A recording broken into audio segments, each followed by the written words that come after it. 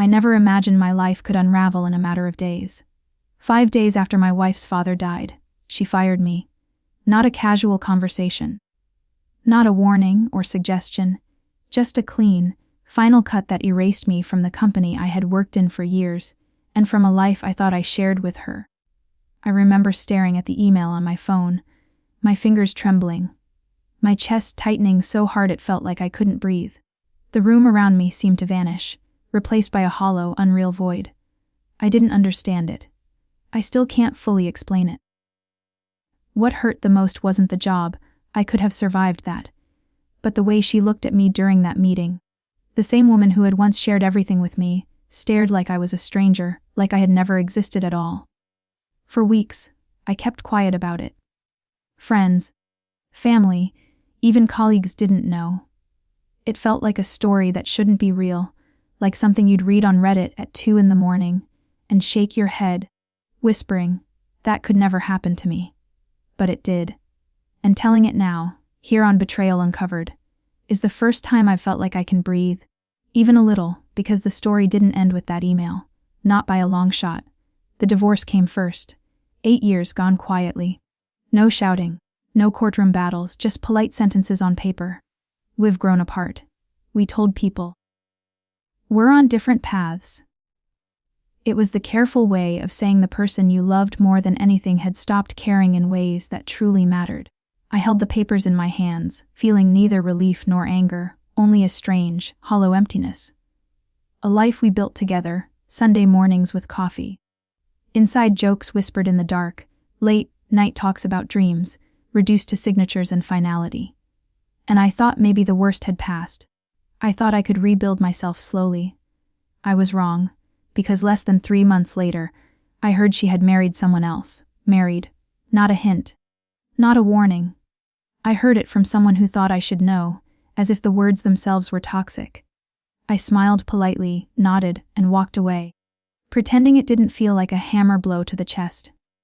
How could she move on so fast after 8 years? My mind screamed for logic, for reason, but something inside me twisted into knots. Something about it didn't feel right, but I couldn't articulate why. That feeling lingered at the edges, a shadow I couldn't see clearly, a warning I couldn't yet interpret. Then her father died. Suddenly, heart attack, no warning, no signs. The CEO of the company I had worked for, her father, a man so commanding his presence overshadowed everyone else, was gone. The news hit harder than I expected. I wasn't close to him, but his absence sent ripples through everything, through the company, the family, the life I thought I understood. And overnight, everything changed. She stepped into his role as CEO. Just like that, Simlakanen, prepared. The same woman who had shared her life with me for nearly a decade suddenly sat in the most powerful position in the company. People congratulated her, told her how strong she was, how proud her father would have been. I stood at the funeral, trying to reconcile the calm, composed figure before me with the storm in my chest. It didn't make sense. How could someone move so seamlessly from grief to leadership? I wanted to hate her. I wanted to shout, to scream, to tell her she had no right. But I couldn't. I was trapped inside disbelief, anger, and sorrow. Then, 5 days later, the email came, meeting request. No explanation. Just a time, a place, a sense of inevitability. I told myself it was routine, a reorganization. Maybe she was under pressure. Maybe grief was clouding judgment. Maybe it wasn't personal. I wanted to believe it. I told myself I was overreacting. But when I walked into that room, I knew I wasn't imagining it. She sat at the head of the table, calm, composed, unreadable. The same woman who had shared her life with me looked at me like I was a stranger. No smile, no hesitation, no warmth, only precision. Terms like not aligned, and moving in a new direction, filled the room, and then it was over. My badge was taken, my access revoked, my presence erased. 5 days after her father died, I was gone. I walked out like a ghost, hollow. Not angry, not even crying. Anyone in my place would have felt the same. The world seemed unreal, as if I were a character in a story written by someone else. I thought about confronting her, demanding answers, screaming for reason. But I knew it would hurt more than knowing the truth. So I walked away, carrying the confusion and disbelief with me. Then the whispers began. Rumors. Mentions of a new wife. People spoke in vague terms, like the words themselves were forbidden. No photos. No social media. Just presence, influence. Someone who didn't belong fully yet was everywhere. I tried to dismiss it. But the more I did, the more the shadow of her hung over my mind. There was something wrong. Something hidden. Something I couldn't see. At night, I lay awake, questioning everything. Did I miss signs in our marriage? Ignore red flags? Was I imagining patterns because I needed a villain? The more I thought, the more I realized I didn't know her anymore. And maybe I never had. The story, the betrayal, the quiet disappearance of my life, it had only begun. 5 days had been enough to unravel everything I thought I knew. And I had no idea just how twisted the next chapters would become. Before I continue, if this story already has you on edge, take a moment to like and subscribe to Betrayal Uncovered, because the truth that comes next is far darker, far more personal, and far more unimaginable than anything I've told you so far. After those 5 days, life became a strange, quiet storm. The world didn't stop, but I felt frozen, like someone had pressed pause on my existence while everyone else carried on without me. Every morning, I woke to the same gnawing emptiness. The same hollow sense that I was a ghost watching a life I could no longer touch. I tried to rebuild, tried to distract myself with small projects and friends, but every conversation, every idle thought, always drifted back to her, the woman who had been my wife, who had erased me so completely, and the mysterious presence I kept hearing about the new wife. No one would give me straight answers. Former colleagues spoke in hushed tones, their eyes darting nervously as if they were afraid to speak the truth aloud. "She's very involved now," one said carefully. "Always around. Very influential." I pressed, asking who she was, what role she had, how she could be influential without a title. They hesitated, they whispered. They offered nothing concrete, and each time my stomach knotted tighter. Influence without a role, that didn't make sense, not in a company like hers. Not at this level of precision. I started replaying everything I remembered from our marriage, searching for cracks, signs I had missed. The late-night phone calls she always defended, just work, trips she claimed were stress relief, friends who stopped by unexpectedly. At the time, I had accepted them without question. I had trusted her completely, but now, under this lens of doubt, the details felt heavier, more intentional. Each small inconsistency became a puzzle piece I couldn't yet fit together. And I wondered, with a creeping, awful certainty, if someone had been quietly observing us for years, waiting for the right moment to step forward. Sleep became impossible. Nights stretched into long hours of analysis and self-recrimination. I would lie in bed, staring at the ceiling, turning over questions like stones in my hand. Did I miss something fundamental? Was I imagining patterns because I needed a villain? Or had someone truly been orchestrating all of this right under my nose?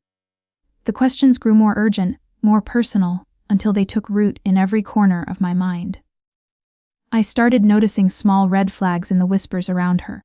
Friends spoke cautiously, almost apologetically, about the new wife. They mentioned how my ex seemed calmer around her, more confident, more decisive. "It's like she's been preparing for this for years," one friend said, lowering her voice. Preparing? For what? At the time, I didn't have an answer. I wanted to believe it was just business, just grief and necessity. But the word lingered in my mind like smoke. Preparing. And I couldn't shake the sense that whatever she had been preparing for, I was not meant to see it. Every interaction with former colleagues added to the unease. They were polite, careful, almost rehearsed. No one spoke freely. Their hesitations were louder than their words. Something had shifted inside the company, and I wasn't part of it anymore. Even simple things, like the way people now glanced at me or phrased sentences with an almost conspiratorial subtlety, made me question everything I thought I knew. And every time I caught a fragment of conversation, my heart would skip. Fragments about alignment, strategic decisions, influence. All words I now realized had weight I couldn't comprehend from the outside. Then there were the little things I remembered from home, things I had dismissed during our marriage. A phone call she took in another room. A quick smile at a text she didn't share. Weekend trips with friends I had never met properly. At the time, I had trusted her, believed in her. Now, each memory felt like a warning I had ignored. My mind started arranging them differently, aligning them into patterns that hadn't made sense before. And with each realization, my gut twisted tighter. I couldn't trust my instincts anymore. Every thought was filtered through doubt, every memory questioned, every small gesture analyzed to death, and the worst part, I couldn't stop. The gnawing sense of unease had grown into a constant companion, whispering that what I didn't see was far worse than what I did.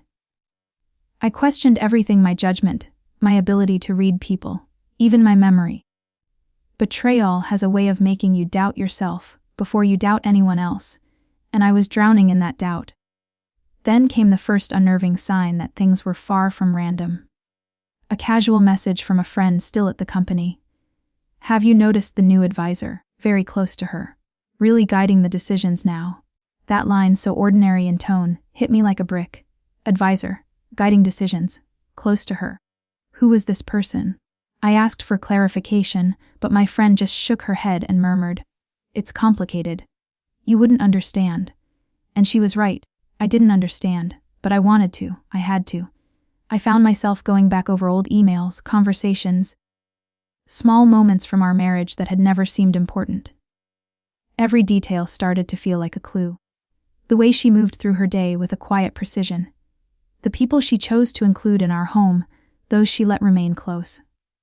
All of it now seemed deliberate. And the thought hit me so hard that my chest ached. What if the new wife wasn't new at all? What if she had been part of the story from the beginning, quietly positioned, quietly observing, waiting for her moment? It was a thought I tried to push away, but it lingered like a shadow. Every detail seemed to bend toward it. Every memory, every interaction, every unexplained hesitation in her words, suddenly made sense in a way that terrified me. I felt my mind racing, my stomach tightening. The reality that I might have been blind to the most important part of my life pressing down on me.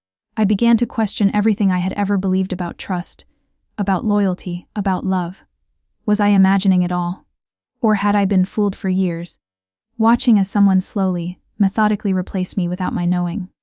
The doubt was unbearable, yet irresistible. I couldn't let it go. I had to find out. And then, one night, the first real warning arrived.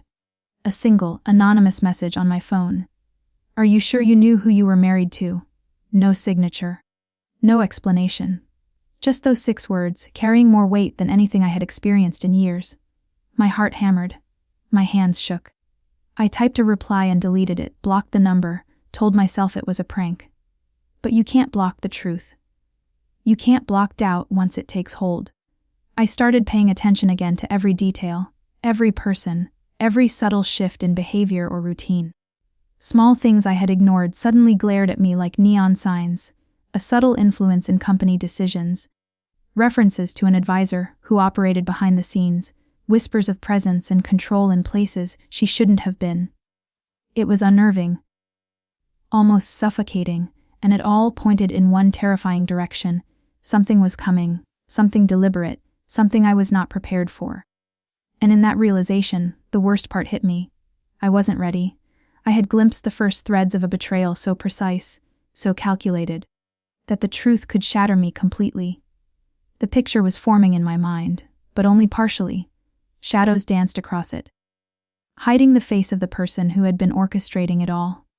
And that uncertainty, the knowledge that what I didn't see was far more dangerous than what I did, was unbearable. I knew, deep down, that the next time I saw them, I would finally understand the scope of what had been done. But I also knew that understanding would hurt, in ways I couldn't yet measure. And that was where I stopped, frozen in thought, heart racing, knowing that my next step into this story would be far darker than anything I had endured so far. I couldn't stay away. The thought of finally seeing her, the woman who had quietly replaced me, the shadow in my life I had never understood, pulled me forward, even when every rational thought told me to stop. Weeks had passed since the firing, since the whispers and anonymous messages. I tried to rebuild, to move on, to convince myself that what happened was over. But the idea of the gala, her first big public appearance as CEO with the new wife, was like a magnet I couldn't resist. I didn't plan to go inside, not yet. I just needed to see, to catch even a glimpse, to start piecing together the truth. I parked across the street, hands shoved deep into my coat pockets, trying to steady my racing heart. The building glowed in warm yellow light, and the valet moved with polished precision. Executives arrived in sleek cars, board members in gowns and suits, all faces familiar yet distant, as if I had been erased from their memory entirely. And then I saw her. My ex-wife stepped out first, poised, serene, completely in control. Every move she made radiated confidence. The storm of grief I had imagined was gone. There was no hesitation, no tremor. No trace of the woman who had once called my name in the quiet of our home. She was a CEO now, the embodiment of composure, authority, and precision. And beside her, there was another presence. I couldn't see her face clearly at first, just her silhouette, her posture. The way she moved so naturally beside my ex-wife. But something in the rhythm, in the way she leaned slightly toward her, triggered a memory so sharp it felt like a punch to the chest. Flashbacks hit like waves, unrelenting. The late-night phone calls I had dismissed. The weekend trips she had claimed were for work. The mysterious friend she had defended so fiercely. All those small moments I had trusted completely. The dinners, the private conversations, the little smiles she had exchanged with people I barely knew, suddenly aligned into a pattern I couldn't ignore. Someone had been observing, quietly learning. And now I realized the person I had trusted most had been carefully manipulated by someone I had considered harmless, someone who had always been there in the shadows. The air across the street felt heavy. My chest tightened. My mind raced through every memory, trying to assemble a puzzle I didn't fully understand yet. Every instinct I had ignored during our marriage, the flickers of unease I had dismissed, the nagging suspicions I had buried, suddenly felt justified. My heart hammered as I realized just how carefully orchestrated everything had been. I remembered that message. "Are you sure you knew who you were married to?" It had seemed cryptic at the time, almost a cruel joke. But now, seeing her standing there with the other woman, I understood. It wasn't a joke, it was a warning. And I had failed to read it until the pieces were almost fully revealed. Cameras flashed, people gathered, executives smiled, journalists whispered. And the two of them, my ex-wife and the other woman, moved with seamless ease, as if they had been rehearsing this moment for years. My stomach churned. I wanted to turn away, to hide, to pretend I had never come. But something in me demanded to see it through. I had to know the full truth. The woman beside her shifted slightly, and my heart froze. There was a familiarity in her gesture, in the tilt of her head, in the subtle intimacy of the way she mirrored my ex-wife's movements. It wasn't just presence, it was control, influence, and a quiet dominance that I had never noticed before.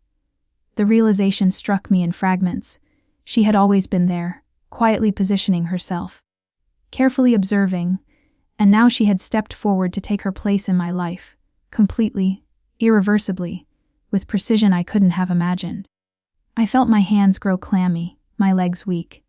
My mind went back over every dinner, every coffee, every casual visit from someone I thought was just a friend.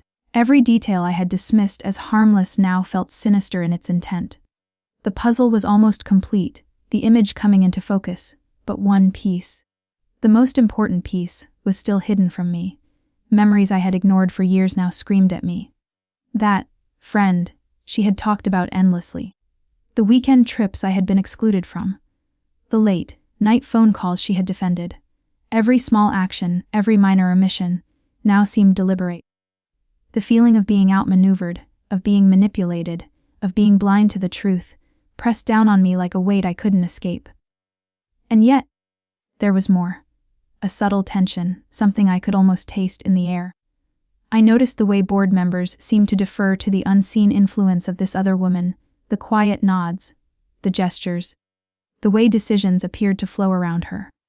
Influence without title, presence without recognition, but unmistakable. It was terrifying and awe-inspiring at the same time.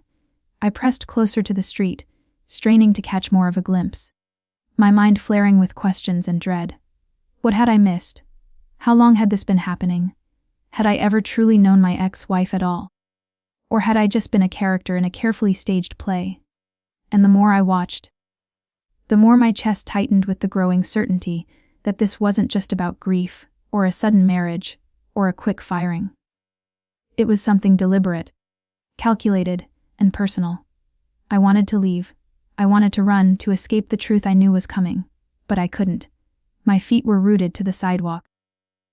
My heart pounding in my ears, my vision locked on the pair in front of me. Every instinct screamed that the next few moments would change everything. Every memory, every doubt, every ignored sign converged on this single moment in time. Then came the shift. The woman beside her leaned slightly toward my ex-wife, a movement so small I could have missed it. But I didn't. That tilt, that gesture. It carried recognition, intimacy, and familiarity that I couldn't explain. And for the first time, the horrifying thought crystallized. This wasn't just a stranger, a random new wife stepping in. She had been part of our lives, always present, always watching, always waiting. I felt my breath catch, my stomach knot, my entire body tensing. Every flashback, the dinners, the trips, the phone calls, the moments I had shrugged off, clicked into place. It was almost too much to bear. The truth hovered just out of reach, terrifyingly clear, yet still hidden. I was on the edge of understanding, about to see what had been orchestrated behind my back for years. My mind raced. I had to see it fully. I had to confirm it. And yet, part of me begged to stop, to turn away, to preserve whatever fragile remnants of sanity I still had. I couldn't. Curiosity, anger, grief, and fear combined into a force I couldn't resist. I had to witness it, even if the truth shattered me completely. And then, just as the cameras clicked again, just as the crowd murmured, just as my ex-wife smiled at some subtle joke only she and the other woman seemed to understand, I froze. Because this was it. The moment before the reveal. The final piece of the puzzle waiting to be exposed. And I wasn't ready, not yet, to see the face that would change everything. Not yet to face the betrayal I had been running from in every memory and every whisper. I took a shaky step back, closed my eyes, and tried to steady myself. Because when I opened them, everything would be revealed. When I finally opened my eyes, everything changed. The woman standing beside my ex-wife was no stranger. Not a random new spouse who had entered her life after our marriage ended. She was someone I had trusted. Someone who had quietly lived in the shadows of my home, who had laughed with me, shared meals with me, and learned the rhythms of my life. The friend I had never questioned, the one I had believed was harmless, the one my ex-wife had always defended fiercely.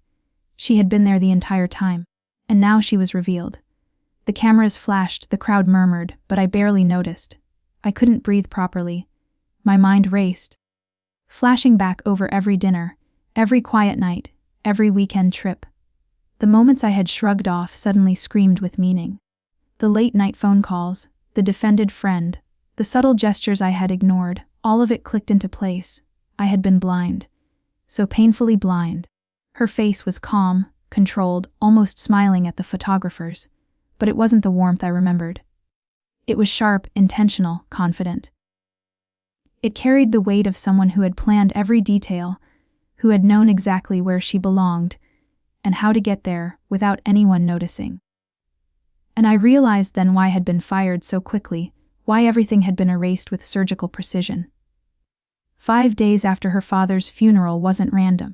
It wasn't grief, it wasn't coincidence. It was planned, calculated, strategic. The strategic advisor everyone had whispered about for weeks. The faceless presence, the initials, the influence behind the scenes, that was her. The same person I had invited into my home, the same person I had trusted, had quietly positioned herself inside my life and the company. And when the time came, she stepped forward, aligning perfectly with my ex-wife and leaving me behind, erased, powerless, and completely blind to what had been happening for years. I felt a wave of nausea. My knees almost gave out. Every instinct I had ignored, every small warning I had dismissed, every uneasy feeling I had buried. All of it came rushing back in a flood of clarity and grief, and it hurt. Hurt more than words could capture. But beneath the pain, there was something else. A strange, bitter sense of liberation. I finally understood. I finally saw what had been invisible. I finally knew the truth. The realization was terrifying. I had been manipulated, outmaneuvered, and replaced in a life I had thought was my own, but I was no longer blind. I had clarity now. I had proof, and that proof, however painful, was more powerful than ignorance. I could never unsee it, but at least I could finally see. Pain hid in waves. Not just heartbreak, but grief, for the life I thought I had, for the trust I had given freely, for the person I had believed my ex-wife to be. The betrayal was precise, personal, and unforgettable. Every late-night conversation, every private dinner, every trusted friend, who had seemed harmless now carried a sinister weight. The puzzle I had been trying to assemble for months finally revealed the full image, and it was worse than I could have imagined. Yet in the midst of that pain, I also felt a strange freedom. The truth set me free. I no longer had illusions. I no longer had to pretend that I could trust someone blindly. I understood the scale of the betrayal, and with that understanding came clarity, even if it came with a cost. The people who had betrayed me might never admit it. They might never face consequences. But I had the truth, and that gave me power. That gave me freedom. That gave me the ability to reclaim my life, even if it would never be the same again. I walked away that night before they could see me. I didn't need confrontation. I didn't need closure. The truth had already revealed itself, raw and undeniable. And as I moved into the dark streets, I realized something important: betrayal doesn't just take from you. It forces you to see who you really are, who you trusted, and how easily illusion can mask reality. It forces growth, awareness, and resilience, even when it hurts like nothing else. In the weeks that followed, I reflected endlessly on trust, on deception, on human behavior, and on how easy it is to be blinded by love, routine, and familiarity. I thought about the moments I had ignored, the instincts I had dismissed, the small signs that were always there. Betrayal is precise, strategic, personal, and surviving it doesn't just mean moving on. It means seeing clearly, understanding, and taking that clarity into the rest of your life. Some nights, I still wake in a cold sweat, imagining their smiles, their conversations, the ease with which they replaced me in my own life. Other nights, I laugh quietly, amazed at the audacity, at the careful orchestration, at the cold precision of it all. Time doesn't erase this. It teaches you. It sharpens you. It forces you to carry both pain and clarity, and in that, there is strength. If you're listening on Betrayal Uncovered, and some part of this story resonates, if doubt, confusion, or suspicion feels familiar, trust it. Trust your instincts. Betrayal often comes not from strangers, but from those who know you best, who see your routines, your blind spots, your vulnerabilities. And when it does, it is unforgettable. It is precise. And it can redefine your life in ways you never anticipated. I don't tell this story for sympathy. I tell it because silence protects the wrong people, and clarity, though painful, is empowering. The truth is yours once you see it. The people who betrayed you may never apologize, may never acknowledge what they did, but seeing it, understanding it, gives you the strength to move forward without illusion, without denial. If this story resonates, comment below and share your thoughts. Tell me what you would have done if you were in my place. And if you know someone who has experienced betrayal that made them doubt reality itself, share this story with them. Sometimes, knowing you're not alone is the first step toward reclaiming your life, your clarity, and your strength. Because betrayal hurts, but truth, once revealed, is unforgettable. And surviving it, seeing it, and carrying that clarity with you is stronger than any heartbreak, any deception, any manipulation could ever be.